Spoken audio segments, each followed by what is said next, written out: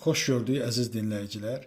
Yenə müşriklərin əmiri Şeyx Qamətin yeni hədislərindən sizə danışacağam. İsti-isti təzə çıxıb. İndi bəzi insanlar ola bilsin ki, düşünərlər ki, Elxan, niyə bu mövzuya giririk, bu mövzuya girməyək? Amma inandırıram sizi ki, çox vacib bir mövzudur. Niyə görə?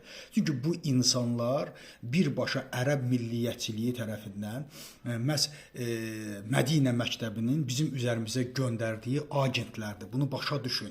Bunları tanımaq lazımdır. Necə ki, mən Qum məktəbindən 79-cu ildən sonra çıxanları agentdilər. Məhz Mədinə məktəbindən gələnlər də agentlər. Bu agentləri tanıyıb, bunları marginallaşdırmaq lazımdır. Çox vacibdir. Baxın, bu günləri hər kəs bunlarda deməli düşüb ancaq Müaviyyəni müdafiə edirlər. Bilirsiniz niyə Müaviyyəni müdafiə edirlər? Ona görə Müaviyyəni müdafiə edirlər ki, bu gün bütün Ərəbistanda ərəb milliyyətçiliyi məhz Müaviyyə ilə başlayır. Müaviyyənin atası olan Əbu Süfyanla başlayır. O Muhammed Əleyhisselamla başlamır. Ona görə Mədinə məktəbi sırf sizə Müaviyyə məktəbini təbliğ edir. Və bu günlərdə yeni təzə çıxmış hədislərdən biri olan Müaviyyənin hədislərindən birini Şeyx Qamət dedi. Nə dedi? Dedi ki, bəs güya Muhammed Əleyhisselam deyib ki, Muhammed Əleyhisselam bildirib ki, kim Müaviyyəni lənət oxusa, o ona savab kimi gedər.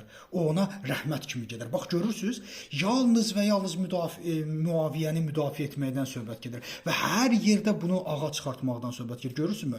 Bu günləri 6236 ayəni oxumayan, bu günləri Quranı oxumayan insanlar 3 milyon hədisi oxumayacaqlar. Bu 3 milyon yazda məhz Müaviyyənin hədisləridir. Müaviyyə niyə görə bu hədisləri yazırdı? Çünki Müaviyyə müşrik idi. Çünki Müaviyyə alçaq idi. Çünki Müaviyyə zındıq idi. Zındıq olduğu üçün də bu hədisləri yazmaq zorundaydı ki, özünü cəmiyyətinə yaxşı göstərsin.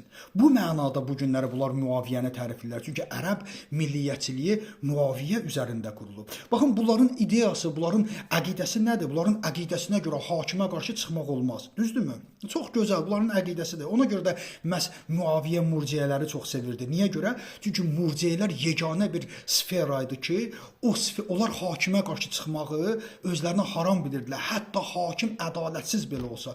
Bu günləri bu sələfi murci təriqətidir ki, bunu təbliğ edirlər ki, hakimə qarşı çıxmaq olmaz. Mədinə məktəbi də bunu təlqin edir. Çünki Səudiyyə Ərəbistanında 100 illik bir hakimiyyət var və onlar İslamla, Quranla gedə bilməzlər. Çünki Quranla getsələr, onları hakimiyyətdən yıxacaqlar. Öz hakimiyyətlərini qurduqdan sonra öz altyapılarında ideya olaraq da İslami dininə soxdular ki, bəs ki, o hakimə qarşı da çıxmaq olmaz. Hətta ədalətsiz olsa da çıxmaq olmaz. Baxın, bununla da Səudiyyə Ərəbistanı öz xilafət hökumətini tamamilə qorumuş oldu. İndi mən bu müşriklərə sual verirəm ki, əgər hakimə qarşı çıxmaq olmaz ki, əgər Həzrəti Peyğəmbər bildiribsə ki, Müaviyə lənət oxuyan, rəhmət oxuyar və necə olur ki, bu Həzrəti Peyğəmbər əleyhissalamın ən yaxın əshabəsi olan 4 əshabəsindən biri Qəffarini, Əbazər Qəffarini kim eşşəyin dəvənin üstündə qoyub zülmlə öldürdülər? Kim öldürdü? Bu. Bəs necə olur bu? Necə olur bunun atası Peyğəmbərlə vuruşdu? Necə oldu özü Həzrəti Əli əleyhissalamla vuruşdu? Onun oğlu Həsəni öldürdü. Oğlu da gəldi Hüseyni öldürdü.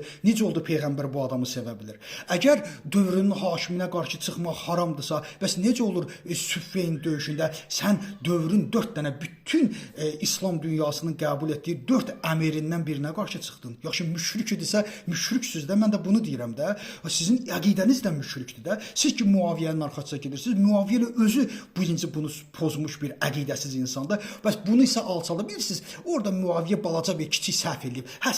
Nə səhv eləyəcək? Dövrün əmir-əl-mömininə qarşı çıxmışdı. Siz bu günləri paça olan hökumətlərə qarşı çıxmağı belə özünüzə haram bilirsiniz. Hansısa 100 dənə əyyaşlıq eləyən hökumətə qarşı çıxmağı belə haram bilirsiniz. Həzrəti Əli əleyhissalama qarşı çıxmış, 4 dənə əmirdən birinə qarşı çıxmış bir adam az deməli səhv eləyib, hə? Bax, bunların əqidəsi budur. Bunların küfrü budur. Bunların əqidəsi də başdan ayağa yalandır.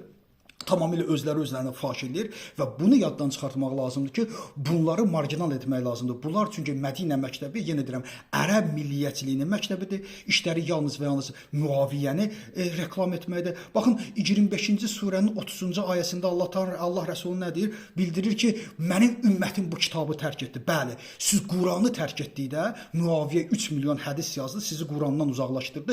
İndi axmaq, nə qədər şərəfsiz hədis varsa, nə qədər nəcis varsa, varsa yığıblar o kitaba, hamısını da göndəriblər Muaviyə. O hədislər hamısı Muaviyəni təbliğ edir, hamısı tərifləyir. Mən nə bilim dövrünün hansı əshabəsinin arxasına getsin, məndən onlar səni hara aparar, hansını aparar? Bir əshabə Həzrət Əli ilə vuruşur, bu bir-birinə kafir deyirlər, bir-birinə lənət oxuyurlar. Hansıdır doğru?